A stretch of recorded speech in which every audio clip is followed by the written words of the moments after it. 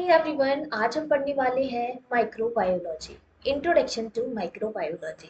जब भी हम माइक्रोबायोलॉजी सब्जेक्ट पढ़ते हैं तो ये जानना बहुत ज़रूरी है कि माइक्रोबायोलॉजी होता क्या है, हम इसमें क्या क्या चीज़ें पढ़ते हैं, इसका इम्पोर्टेंस क्या है। ये सारी चीज़ें पता होना बहुत ज़रूरी है। तो आज हम इसी के बारे में पढ़ने वाले हैं। The name of our topic is introduction to microbiology, understanding the invisible world that shapes our lives. Okay, अब पढ़ने वाले हैं what is microbiology. Microbiology is a branch of biology that studies microorganisms. Microbiology biology की वह branch है जिसमें हम किसके बारे में पढ़ते हैं, माइक्रो ऑर्गेनिज्म के बारे में पढ़ते हैं।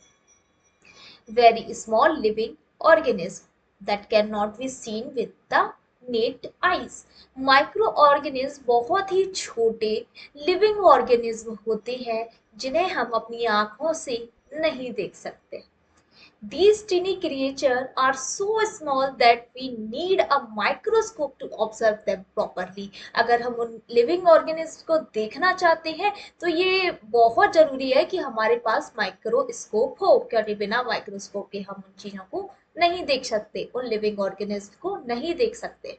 ठीक है, तो microbiology is a branch of biology that studies micro organism, very small living organism that can not be seen with the necked आई। हम बिना मतलब कोई भी इंस्ट्रूमेंट यूज किए बिना हम अपनी साधारण अपनी नेक्ड आई से नहीं देख सकते। दीज टिनी क्रिएचर, ये छोटे क्रिएचर्स आर सो स्मॉल, बहुत छोटे होते हैं, that we need a microscope to observe them properly.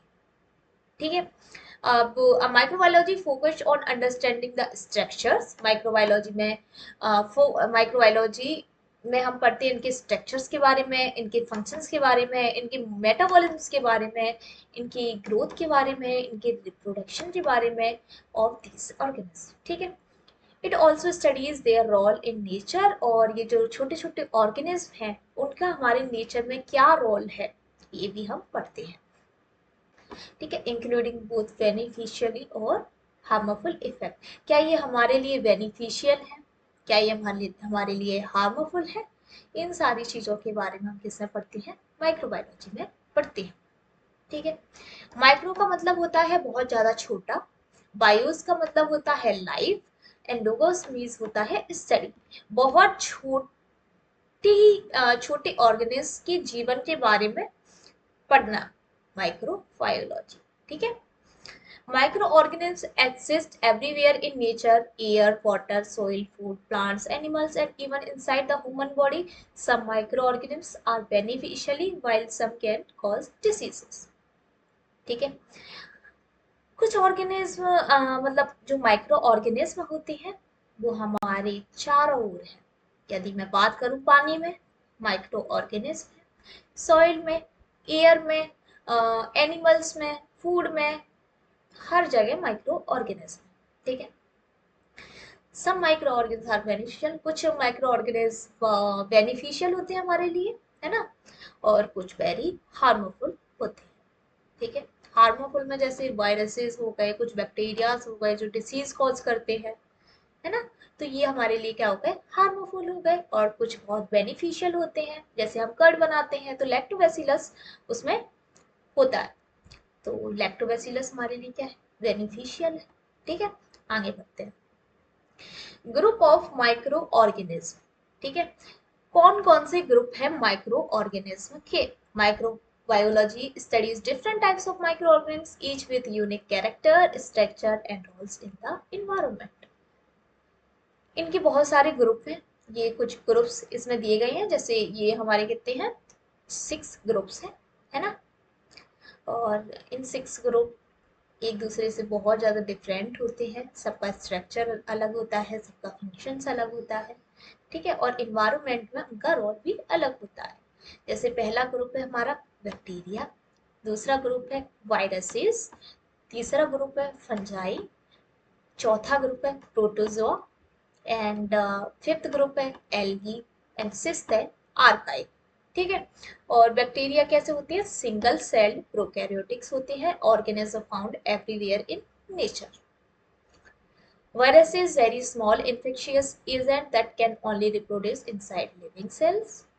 Includes molds and yeast. Many are important in food production and medicine. Yeast बहुत सारी जगह यूज होता है, खाना बनाने में यूज होता है, ब्रेड्स बनाते हैं, है ना, ये सारी चीजें। प्रोटोजोआ सिंगल सेल्ड यूकैरियोटिक होता है, ठीक है, और organism usually found in water, ज्यादातर वाटर्स में होता है।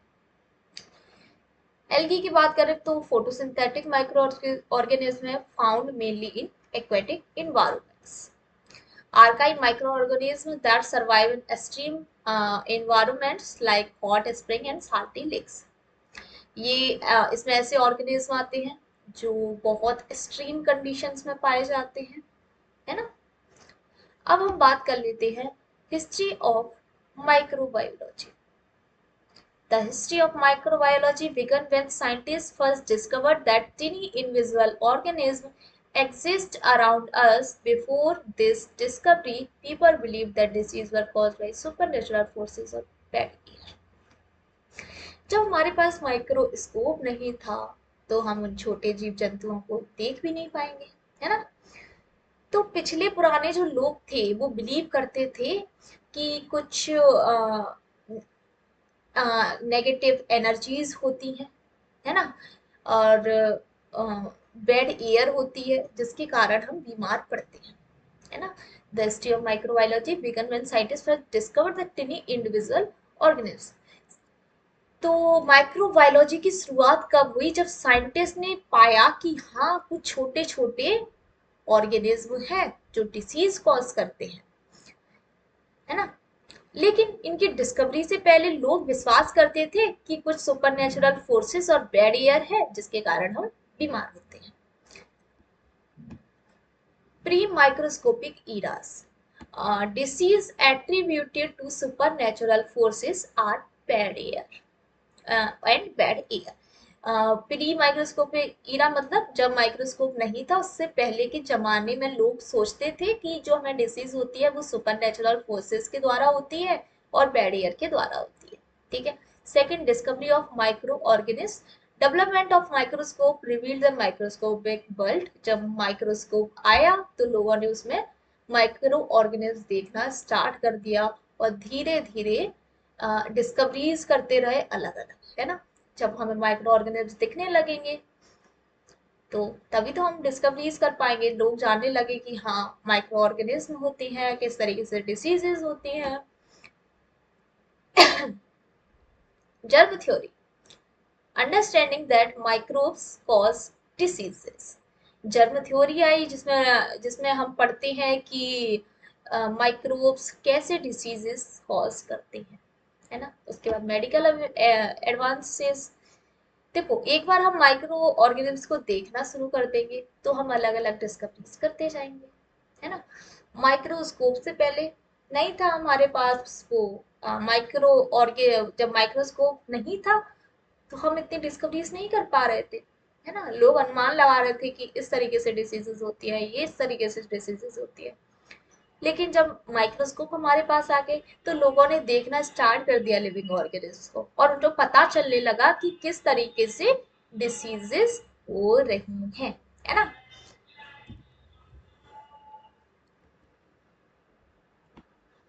The development of microscope changed human understanding completely and helped scientists observe microorganisms for the first time. These discoveries formed the foundation of modern microbiology.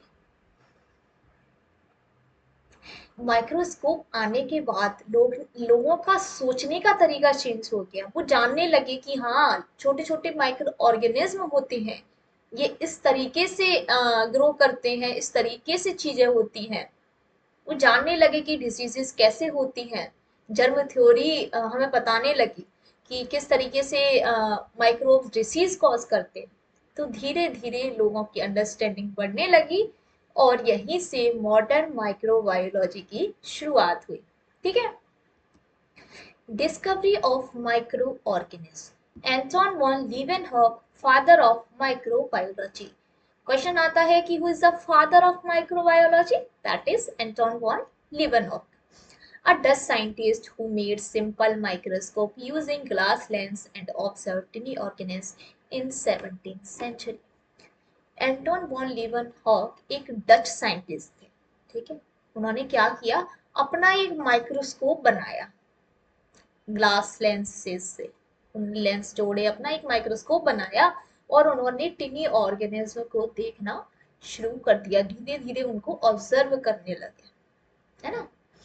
उन्होंने कहाँ कहाँ organism observe किए, pond water में, ठीक है, टूथ स्क्रैपिंग्स में, rain water, observe टिनी moving creature, discover bacteria and dental plaque, find microorganisms in collected water. He called them animalcules, meaning tiny animals. This was the first time human realized that a microscopic world exists around us. His discovery opened the door for further research in the microbiology and changed our understanding of diseases and life itself.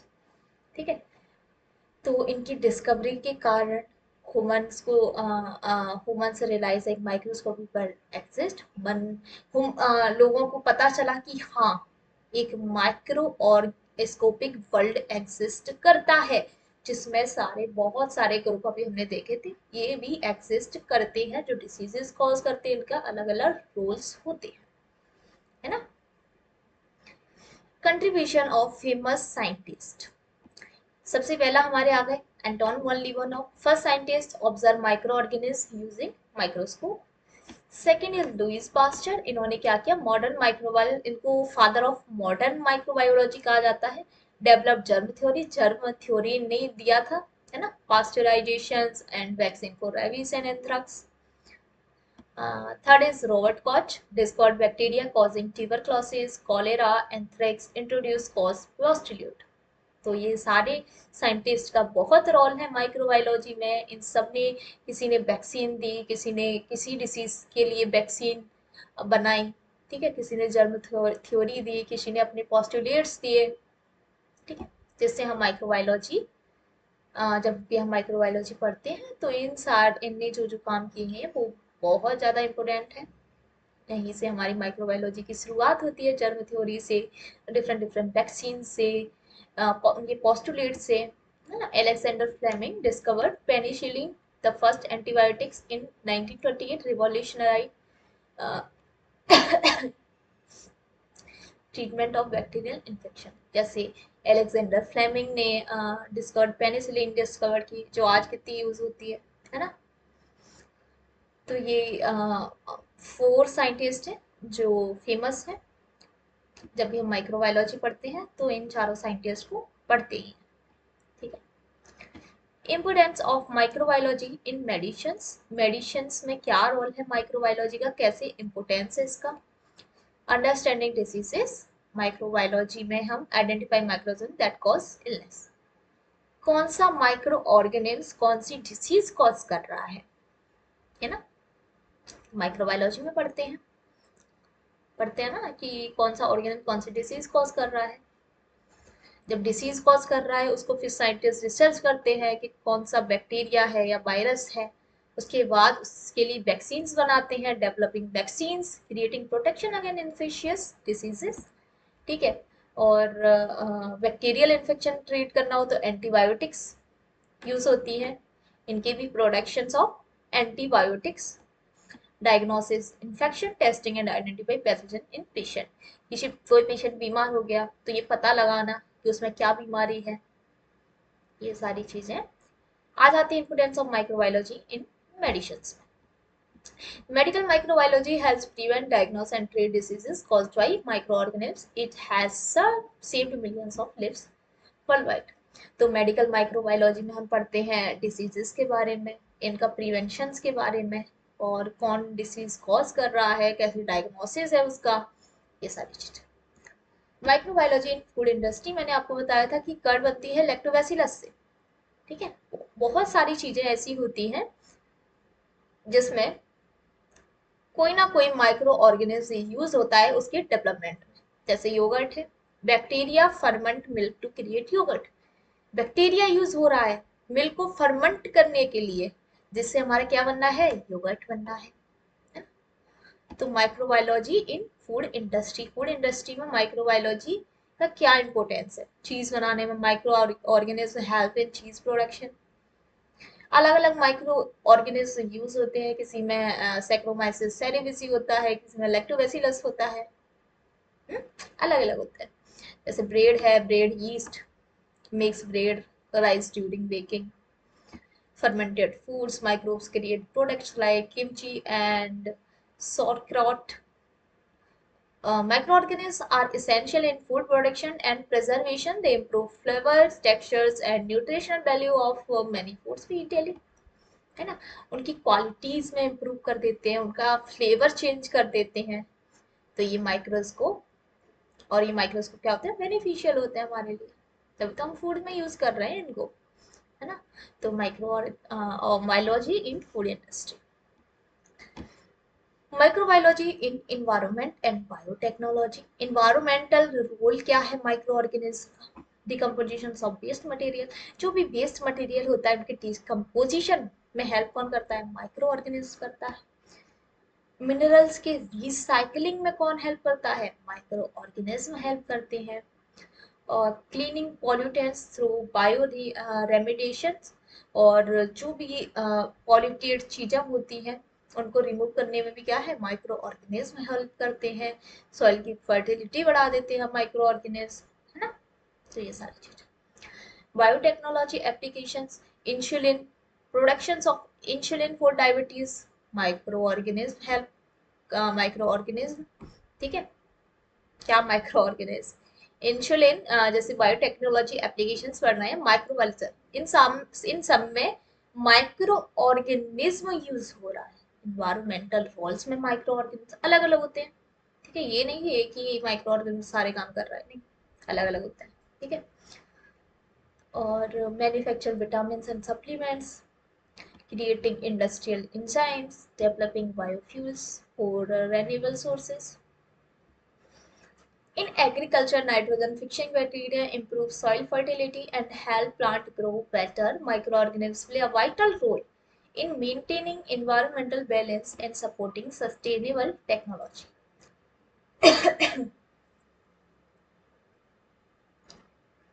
Scope and career opportunities, अभी तक मैंने क्या क्या पढ़ा, introduction, अभी मैं last में summarise कर दूंगी, ठीक है। Scope and career opportunities, medical microbiology, study of microorganisms that cause diseases and their treatment. ऐसे माइक्रोऑर्गेनिज्म जो डिसीज कॉज करते हैं और उनके ट्रीटमेंट के बारे में जब हम पढ़ते हैं तो वो किस में आता है, मेडिकल माइक्रोबायोलॉजी में, जिसमें हम कौन से ऑर्गेनिज्म कौन सी डिसीज कॉज कर रहा है, उनका ट्रीटमेंट क्या है, ये सारी चीजें पढ़ते हैं।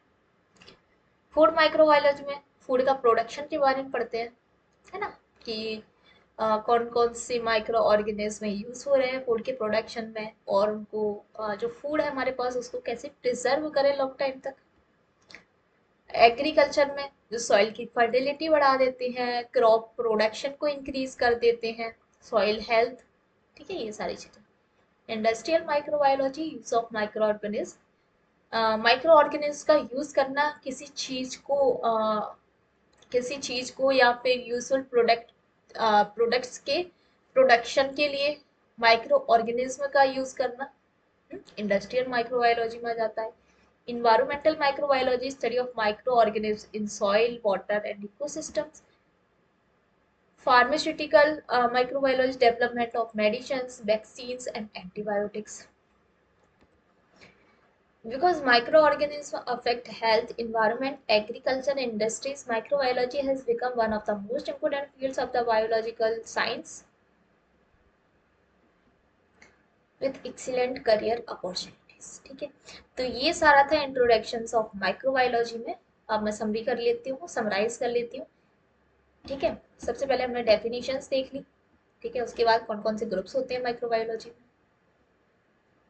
माइक्रो ऑर्गेनिज्म के कौन कौन से ग्रुप होते हैं, है ना, उनकी हिस्ट्री क्या है, माइक्रोबायोलॉजी की हिस्ट्री क्या है, किस तरीके से डेवलप हुई, कौन कौन से साइंटिस्ट,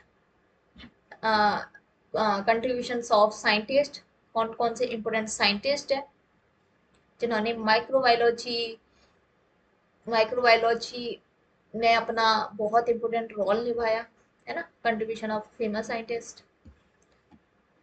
उसके बाद आता है importance of microbiology in medicine, medicine में इसका इम्पोर्टेंस, फूड इंडस्ट्री में इसका इम्पोर्टेंस, और इन्वायरमेंट एंड बायोटेक्नोलॉजी में। उसके बाद हमने स्कोप एंड करियर अपॉर्चुनिटीज देखी।